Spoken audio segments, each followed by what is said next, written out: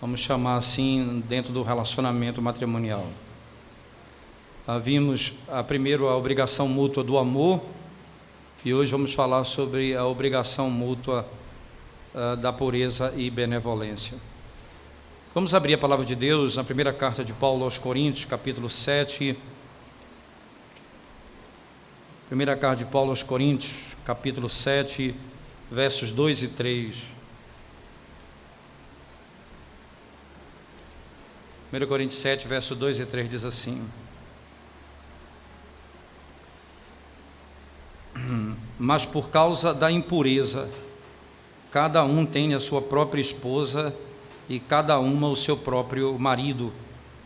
O marido conceda à esposa o que lhe é devido, e também semelhantemente a esposa ao seu marido, né? A segunda obrigação mútua, irmãos, ela tem um aspecto duplo. Obrigado, Tiago. Ela tem um aspecto duplo, não é? Que é manter a si mesmo puro dentro do casamento e, por outro lado, a benevolência, aquilo que é devido, né? Então, a palavra usada aqui no texto é: o marido conceda à esposa o que lhe é devido. Esse termo é importante. O que é devido, o que é dívida, não é? Aquilo que é obrigatório, se eu posso chamar, e seria uma dívida benevolente. Então, para não ter o conceito de dívida na perspectiva de que se paga à força, porque é obrigado, né? Mas a ideia de uma dívida benevolente, podemos chamar assim.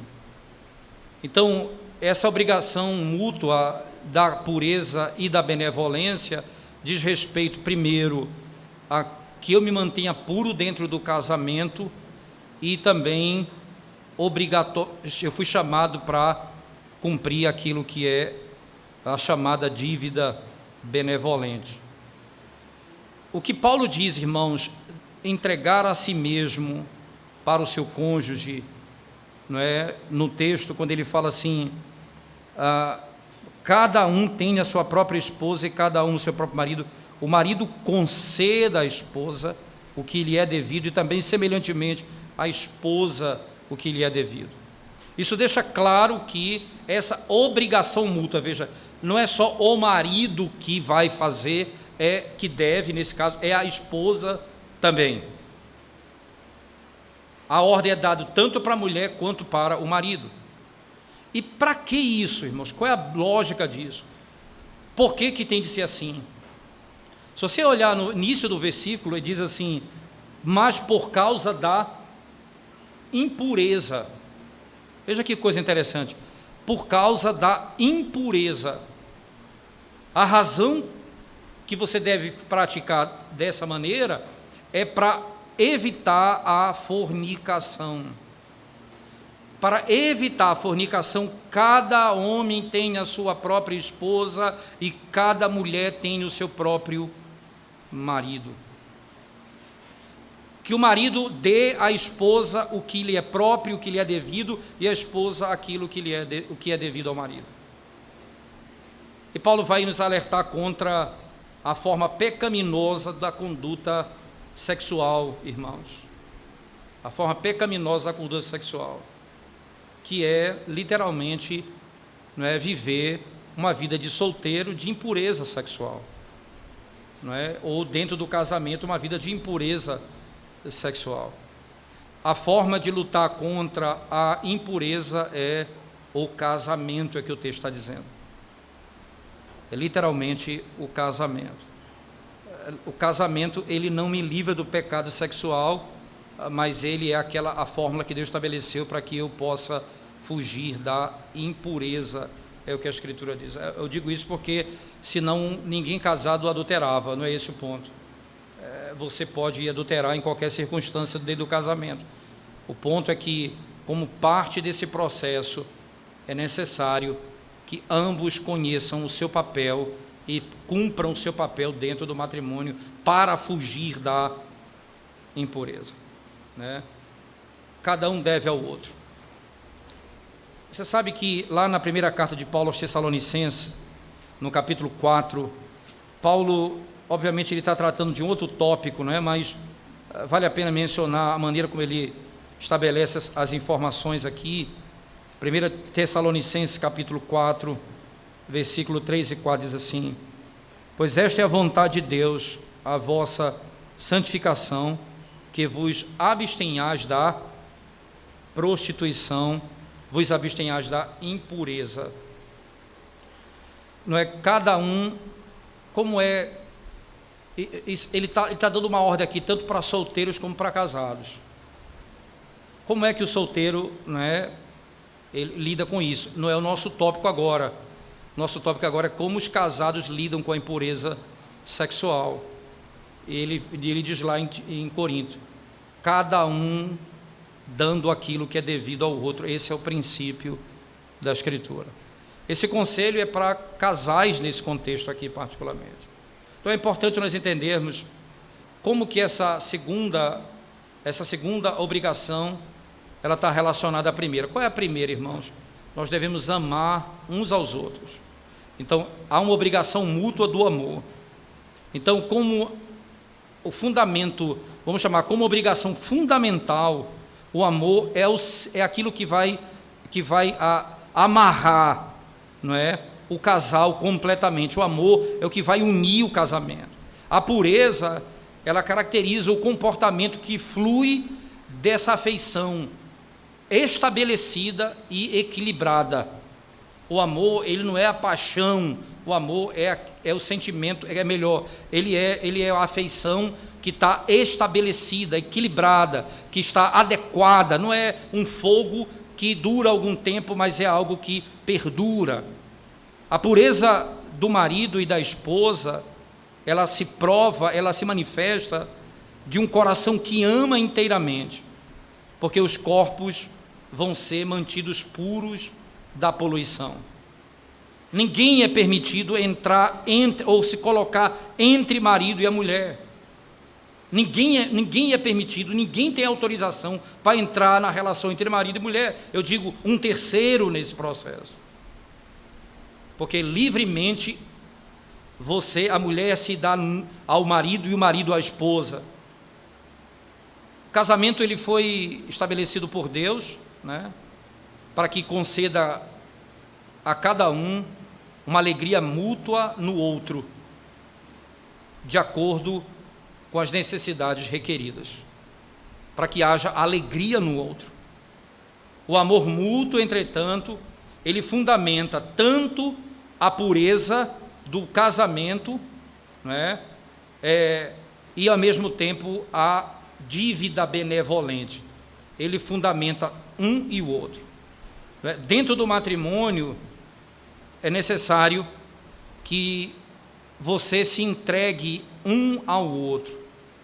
E quando você busca a pureza, se entregando ao outro, você fecha a porta externa. Você protege dos perigos externos e o outro do perigo interno. Como isso funciona? A pureza, você vai impedir a contaminação do relacionamento. Como é que eu impeço a contaminação? Ninguém entra nesse relacionamento. Não há um terceiro nesse relacionamento. Certo? Então, eu vou fugir da impureza. E como é por dentro que eu lido com isso? Quando eu dou aquilo que é devido ao outro. Entende? Então, por fora, eu impeço a entrada de terceiros e por dentro eu protejo o matrimônio como? Cumprindo cada um papel que é devido dentro do casamento. Então, de acordo com esse princípio aqui de Paulo aos Coríntios, irmãos, o homem é proibido ao homem dar a si mesmo a qualquer outra, a não ser sua esposa. E a mulher é proibida da mesma maneira a entregar-se a qualquer outro que não seja o seu marido. Por isso Paulo diz que a mulher tem o seu próprio marido e o marido tem a sua própria esposa. Por outro lado, o marido e a esposa são obrigados a entregarem-se sexualmente um ao outro, segundo aquilo que é ordenado pelo Senhor, segundo aquilo que é ordenado pelo Senhor. Além desse texto, me parece claro que esse é um texto que mostra o que é requerido, não é, para que se cumpra esse propósito. O marido cumpra esse propósito e a mulher cumpra esse propósito. Quais são? Eles são duplos, né? Pureza e benevolência, isto é, dívida benevolente. Além desse texto de Corinto, irmãos, existem muitas outras razões para isso. Os puritanos, eles vão estabelecer, a partir de outros textos, outros ensinamentos, né? Vamos lá, então. Primeiro, quais são as razões para a pureza matrimonial? Quais são as razões para a pureza matrimonial? Além de ser um mandato bíblico que nós acabamos de ler em Corinto, quais outras razões?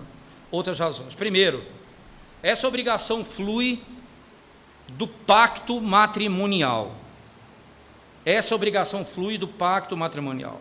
Quando um homem e uma mulher, eles estão unidos em matrimônio, eles prometem ser verdadeiramente devotados um ao outro e abandonar tudo que ficou para trás, isto é, não ter relacionamento marital com nenhum outro a não ser o cônjuge. Então é pactual isso, não tenha dúvida. Veja se não é pactual. Abra sua Bíblia lá em Provérbios 5, versos 19 e 20. Veja como Paulo diz, como o sábio Salomão trata desse tema. Provérbios 5, 19 e 20. Corça de amores e gazela graciosa, sacie-te os seus seios em todo o tempo, e embriaga-te sempre com as suas carícias. Veja os termos, irmãos. Sacie-te os teus seios em todo o tempo. Veja as terminologias. E embriaga-te sempre com as suas carícias. Aí vem, porque, filho meu, andarias cego pela estranha e abraçarias o peito de outra. Por que andarias cego pela estranha? Por que você faria isso? Por que você daria o seu corpo ao outro? E é interessante aqui a palavra que ele utiliza, irmãos, é a estranha. Andaria cego pela estranha, porque ela não faz parte da estrutura do casamento. É um corpo estranho, é alguém que entrou, não é a realidade marido e mulher, é um terceiro.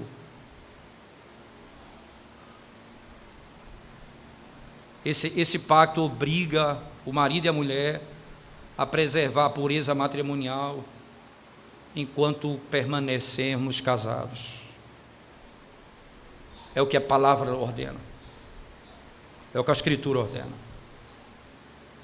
Então, essa ordem, ela flui do processo da relação do casamento como um pacto. Segundo, irmãos, essa obrigação flui da união sagrada do homem e da mulher, e porque ambos pertencem um ao outro. A união sagrada entre homem e uma mulher. Ninguém tem o direito àquilo que pertence apenas ao marido. Ninguém tem o direito. Ninguém tem o direito àquilo que pertence apenas aos casados, porque pertence a eles somente. O matrimônio é um relacionamento que dá ao homem a sua própria mulher e à mulher o seu próprio marido, para evitar, diz o texto, fornicação, né? Então, dessa maneira, perceba, não é, o homem e a mulher tornam-se uma só carne. É o que Paulo vai dizer, o que é citado na Escritura, irmãos, lá no texto de Gênesis. Deixe o homem, pai e mãe, una-se a sua mulher, tornando-se os dois uma só carne. No versículo 4 do capítulo 7 de Paulo aos Coríntios, ele usa ainda uma outra expressão que diz assim: a mulher não tem poder sobre o seu próprio corpo, e sim o marido, e também, semelhantemente, o marido não tem poder sobre o seu próprio corpo, e sim a mulher. E sim a mulher. Não há poder. Por que ela não tem poder sobre os? Porque eles são agora um só corpo. Não são dois, entenda isso, irmão. Essa é a lógica da revelação. Então, essa obrigação flui da união sagrada do homem e da mulher. Essa união entre o homem e a mulher é onde flui esse princípio.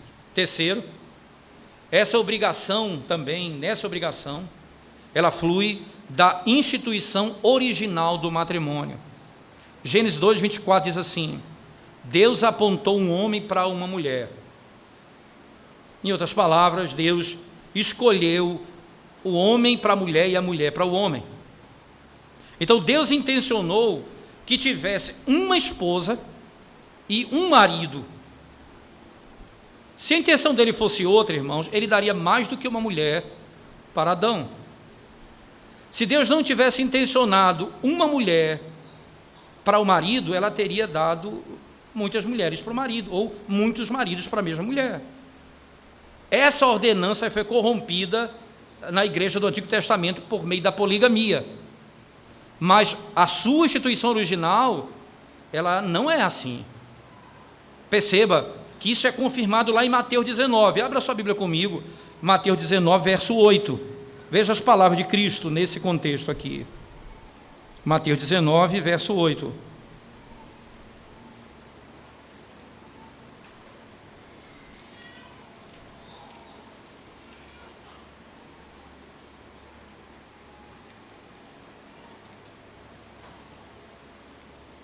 Diz assim: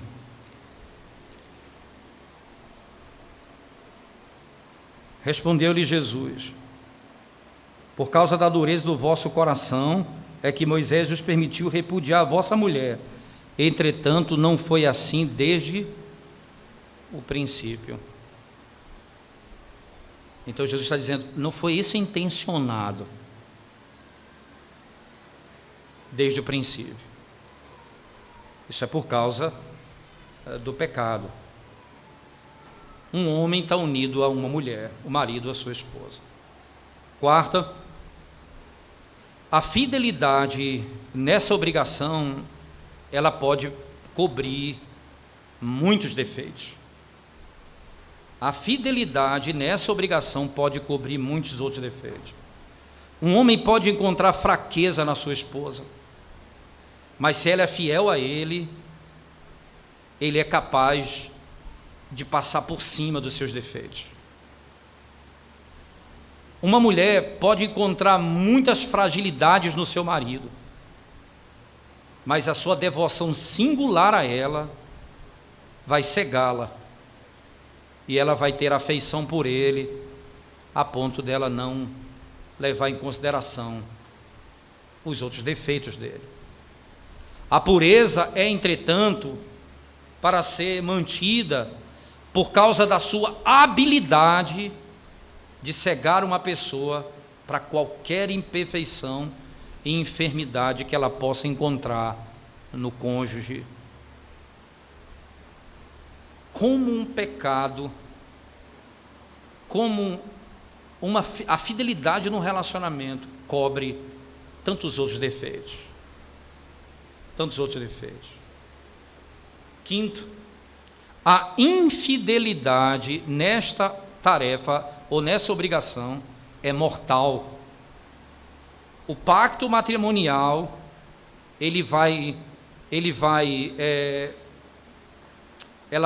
vamos chamar assim,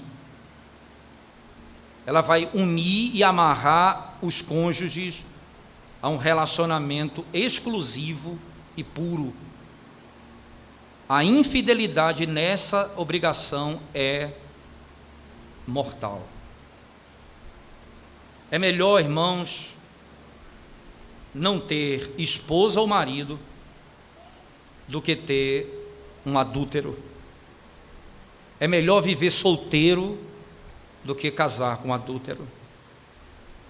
Todas as bênçãos do matrimônio dependem da pureza do casal. Todas as bênçãos, irmãos. Qualquer que seja a honra, a bênção e os benefícios do matrimônio, nós podemos nos alegrar, podemos usufruir somente se a pureza não for violada. Mas se a pureza for violada, nada nós podemos usufruir. A mulher pode ter a bênção de um marido rico, mas qual o bem que ela pode ter se ele é um adúltero? O homem pode ter a bênção de uma mulher amigável e doce, mas que benefício tem ele se ela é infiel? Que benefício há? A infidelidade, nesse caso, é mortal. Sexto, a pureza no matrimônio nos faz usufruir as bênçãos de Deus em todo lugar, seja no santuário, seja em casa, seja na cama, seja no útero, no ventre. As bênçãos do Senhor sobre o matrimônio, em que é preservada a honra no casamento, é preservada a fidelidade e a dívida benevolente é paga. Você pode usufruir dela em todo lugar, na igreja, em casa, na cama, os filhos que nascem, tudo é bênção da parte de Deus. Mas se você vive uma vida de infidelidade, não há bênção de Deus em nenhum canto. A pureza não apenas, irmãos, traz as bênçãos de Deus sobre o útero, mas também assegura os filhos nascidos de que esses filhos são legítimos e por isso herdeiros legítimos da bênção de Deus sobre um casamento. Veja, são filhos do pacto, nasceram da aliança. Princípios claros. Sétimo, a pureza é a pedra de esquina do casamento. A pedra é o fundamento, a pureza é o fundamento do matrimônio.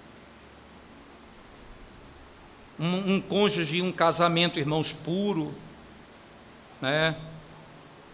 Tem seus olhos abertos, ouvidos abertos e corações abertos para o bem-estar da família e da casa. Tanto o marido quanto a mulher estão prontos para cuidar das necessidades da família, da casa, da comunhão, do amor familiar, das obrigações e das necessidades. Mas um esposo infiel, ele será ausente da casa e será ausente da cama em espírito e sempre deseja escapar da casa. Ele está presente na cama, mas a sua alma está longe. Ele nunca está completamente presente. E finalmente, a pureza preserva o matrimônio do adultério. A falta de amor torna um casamento miserável, irmãos. Mas se a pureza está ausente e presente o adultério, o caminho está aberto para o divórcio. Porque a infidelidade, ela rasga aqui daquilo que é feito o casamento. Swinnock, um puritano, disse: outras falhas causam distúrbio e a falta de conforto no casamento, mas a infidelidade dissolve o pacto.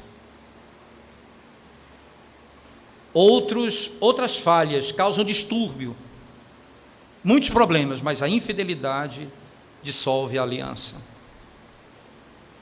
O adultério não anula o matrimônio, mas ele dá uma machadada na raiz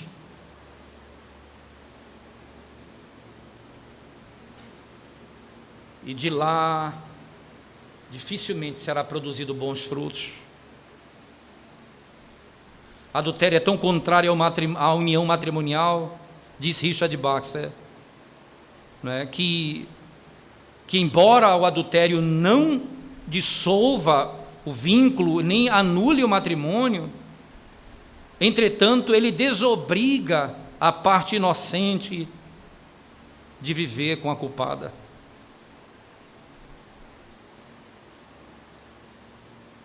Um dia, estudando esse assunto na quarta-feira, no Sermão do Monte, eu recebi um WhatsApp de uma pessoa do interior de São Paulo, que assiste às reuniões da igreja, e ela me fez muitas perguntas interessantes, assim, questionando a minha posição, e achei muito interessante as colocações dela.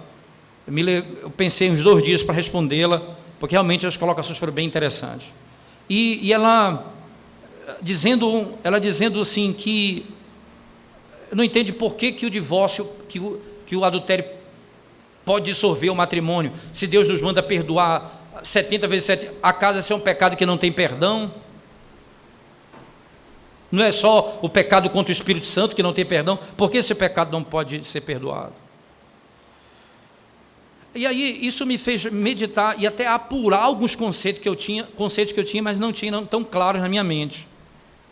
E eu lembro que uma das coisas que para mim ficaram muito claras, refletido nas palavras dela, foi que por que o Senhor não disse isso para outros pecados? Por exemplo, mentira. Por que Ele não disse assim,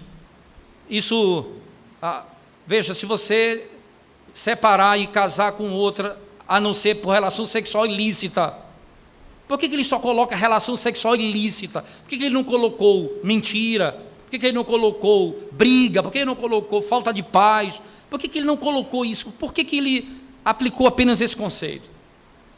Exatamente porque aquilo que Sr. Enoque vai dizer é que a natureza desse pecado, ele vai bater na raiz do casamento. A infidelidade é o pecado que pode anular ou produzir o divórcio. Nenhum outro pecado pode, a não ser abandono do lar, ou mesmo o adultério. Nos nossos dias, irmãos, as pessoas pensam, se tranquilizam porque vivem na pornografia dentro do casamento e não têm relação com outra mulher fisicamente. Mas nós já lidamos com casos aqui na igreja de pessoas que tinham problema com pornografia e ela não tinha relação com a esposa. Isso 3, 4 meses sem procurar a esposa, porque vivia na pornografia. Não, você não tem como lidar. Veja, esse é um tipo de pecado que ele é o adultério. Por que adultério? Porque a enfermidade é estabelecida, a porta do adultério está aberta, e o adultério não é só um ato positivo, é negativo também. Não é só quando você se deita com alguém que não é seu cônjuge, é quando você trabalha para o divórcio. Em muitos casos você vai lidar com isso. Por isso, jovens, fujam da pornografia, porque agora você pode achar ok, mas isso pode destruir o teu casamento, destruir abertamente o teu matrimônio. Fuja da pornografia, para o bem da sua alma e do seu casamento, quando Deus lhe der, para que você não seja destruído por esse pecado, não é? Veja, irmãos, aqui nós temos princípios claros, mas como é que eu vou preservar a pureza, né? Então, de onde flui eu já sei, as razões nós já aprendemos aqui algumas, mas agora nós vamos tentar analisar quais os meios que Deus me deu para preservar a pureza no matrimônio. dar aquilo que é devido ao outro. Dar aquilo que é devido. O marido à mulher, a mulher ao marido. É o meio primário de preservar a pureza. Está lá em Coríntios 7. Mas os puritanos vão nos dar outros, à luz da Escritura também. Primeiro, além desse que nós já vimos em Coríntios 7. Primeiro, nós devemos guardar os nossos corações contra desejos que não são dominados, desejos que não têm freios. Guarda o teu coração com toda a diligência, porque dele são as fontes da vida. Provérbios 4, 23. O que está no teu coração virá para fora por palavras ou ações. Cuidado com o teu coração. Santifique a obra de Deus, santifique a palavra de Deus na sua vida. E a palavra de Deus é santa. O Espírito que habita em você é o Espírito Santo. Então os seus olhos, os seus sentidos, os seus corpos, os seus membros devem seguir a pureza e não se deleitar nas tentações que levam ao adultério. Você deve estar satisfeito com a mulher da tua mocidade e não se apegar à estrangeira. Mas se o teu coração é vil, irmãos, está contaminado de impureza, ele vai trair o corpo para os teus olhos, para os teus ouvidos e para a impureza. Veja que coisa. Os teus olhos, o que é que está no teu coração? O que é que você alimenta na alma? Fantasias pecaminosas, desejos impuros. Mortifique isso no seu coração. Porque é aqui que por palavras ou por ações, irmãos, serão manifestos os nossos pensamentos. Serão manifestos os nossos pensamentos. Segundo, nós devemos preservar aquilo que adentra. Veja, primeiro eu tenho que lutar contra os meus sentimentos. Matar no coração meus sentimentos. Mas eu devo preservar, irmãos, as portas de entrada, a alma, as portas de entrada para a alma, os ouvidos, os olhos. É por meio desses canais que adentra tudo isso. Então, o que é que você vê, o que é que você assiste, o que é que você lê, o que é que você conversa? Você precisa ter cuidado com isso. Davi orou pedindo a Deus: coloca guarda, Senhor, nos meus lábios.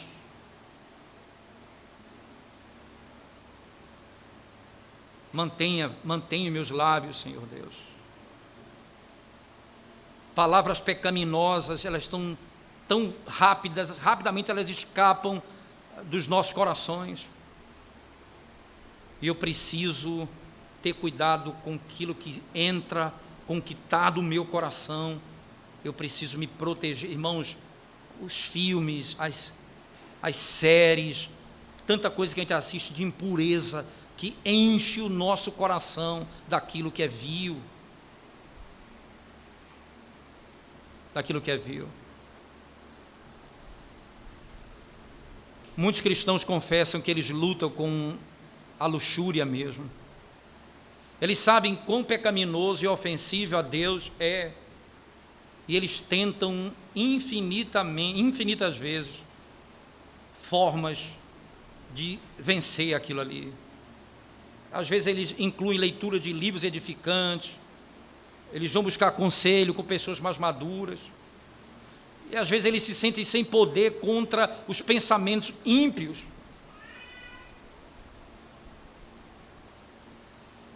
E eles são regularmente tentados a visitar sites pornográficos na internet quando estão sozinhos. Eles odeiam o pecado. Eles têm vergonha disso.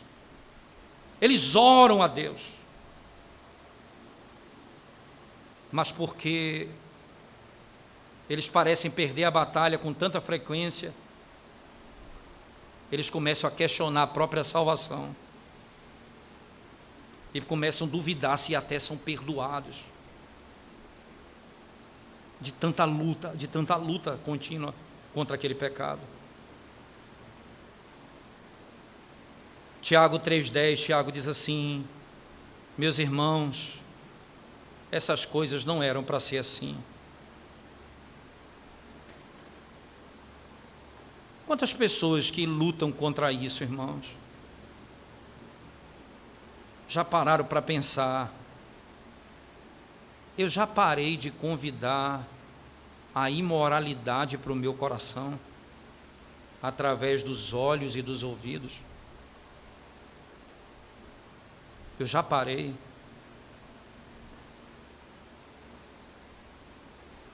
O que é que eu tenho feito com os meus olhos e os meus ouvidos?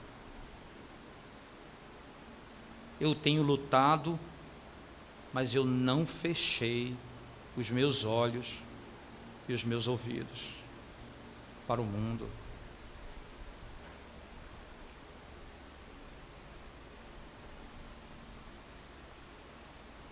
Orações, livros, grupos de prestação de contas, igreja, sermões, são esforços vãos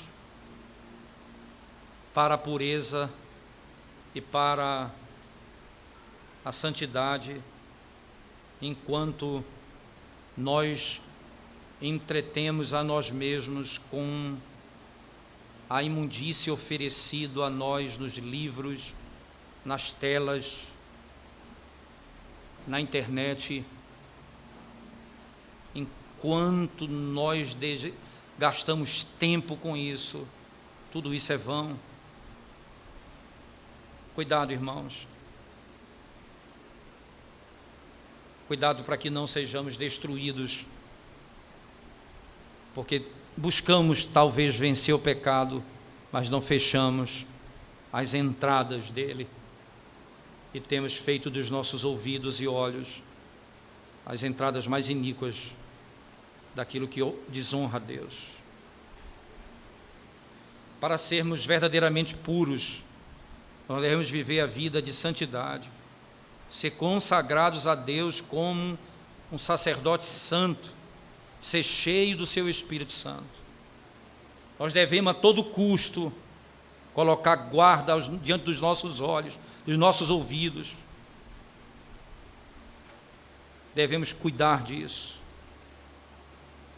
Considere o conselho de um puritano que disse: eu dou a todos aqueles que estão tomados por essa praga da impureza um aconselhamento que diz, ele diz: logo, rápido e devagar. Ele diz isso, devagar, melhor, rápido, logo, rápido e devagar. Fuja das ocasiões o quanto antes, o mais rápido possível, o quanto antes.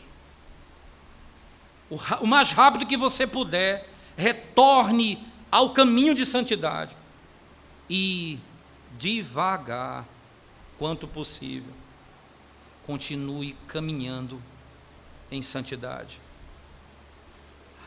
Veja, tão logo você possa, fuja, rapidamente, se volte e devagarinho, siga firme no caminho de santidade. Esse conselho ele dava aos jovens o mais rápido possível. Ainda, terceiro, para preservar a pureza em nosso matrimônio, nós devemos odiar o adultério em todas as tentações. E ainda mais, irmãos, e diante das tentações da vida, não é? Nós devemos ser fiéis aos nossos cônjuges. Preserve a pureza no seu matrimônio odiando o adultério e tudo aquilo que leva você ao pecado. Considere quão odioso é esse pecado, irmãos. Quão odioso é esse pecado. Eu queria rapidamente mostrar para vocês as palavras do puritano chamado Gaudi, e ele diz o seguinte: analise quão odioso é o pecado do adultério. E ele continua: além de ser proibido nos 10 mandamentos, o adultério, ele é um pecado contra cada pessoa da Trindade. Ele é um pecado contra o meu próximo. Ele é um pecado contra as partes envolvidas. Ele explica então: é um pecado contra o Pai, porque sua lei foi quebrada. É pecado contra o Filho, porque o adultério dos membros, porque o adultério dos membros do seu corpo contamina o seu corpo. É pecado contra o Espírito Santo, porque nós somos templos do Espírito Santo, e o adultério contamina esse templo. Ele continua: é pecado contra o meu próximo e contra o meu cônjuge. É pecado contra os filhos nascidos do adultério, porque eles são deixados com estigma de serem ilegítimos. É pecado contra os amigos e a família. É pecado contra os amigos e a família. Por quê? Porque traz desgraça no meio deles e incita a vingança. É pecado contra a comunidade, contra a cidade, contra a nação, porque todos, irmãos, estão sujeitos ao julgamento de Deus por causa do adultério no meio dos seus habitantes. É pecado contra a igreja de Deus, porque ela vai abandonar os filhos nascidos legitimamente no pacto. E é um pecado contra as partes em si mesmo, porque ela vai expor as pessoas, as posses e as almas ao julgamento divino, que resulta em mais sofrimento. É pecado em toda a extensão. O pecado do adultério contamina a todos. Finalmente, devemos nos deleitar um no outro, irmãos. Dar ao outro aquilo que é devido. Mesmo o teólogo, mesmo puritano, concluiu dizendo: um dos melhores remédios que pode ser prescrito para as pessoas casadas é que o marido e a mulher mutuamente se deleitem um no outro e mantenham o amor fervente e puro entre eles somente. Mas deixa eu concluir, irmãos, dando um conselho também. Eu posso contaminar o meu matrimônio mesmo não adulterando, quando eu faço da minha cama o mesmo que um prostíbulo. Cuidado, para que o seu comportamento sexual com a sua esposa não seja mundano, ímpio, e que leve a sua esposa a fazer coisas que não são ordenadas pelo Senhor. Mais ainda, irmãos, cuidado, porque cumprindo isso, porque você sendo alguém que se deita com sua esposa e ela com você com frequência, mas você não cuida das outras coisas, você vive também no pecado.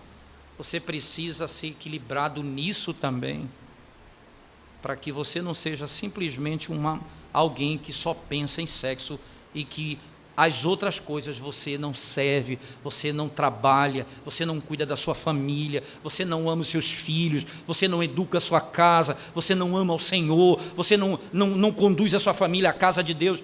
É necessário que haja equilíbrio em tudo isso.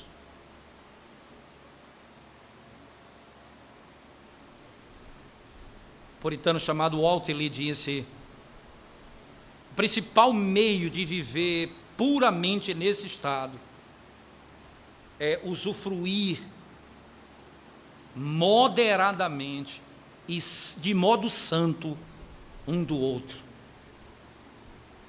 Moderadamente e de modo santo um do outro. Os extremos devem ser evitados, sem dúvida alguma, irmãos. Não pense que, sendo excessivo nessa prática e negligenciando outras, você simplesmente está cuidando do seu matrimônio. Você precisa ser equilibrado em todas as áreas da sua vida, porque são muitas as responsabilidades no matrimônio. São muitas as responsabilidades no matrimônio. Nós vamos concluir aqui, e eu vou abrir para perguntas, irmãos. Nós temos, é meio-dia em ponto. Eu não sei se algum irmão tem alguma pergunta.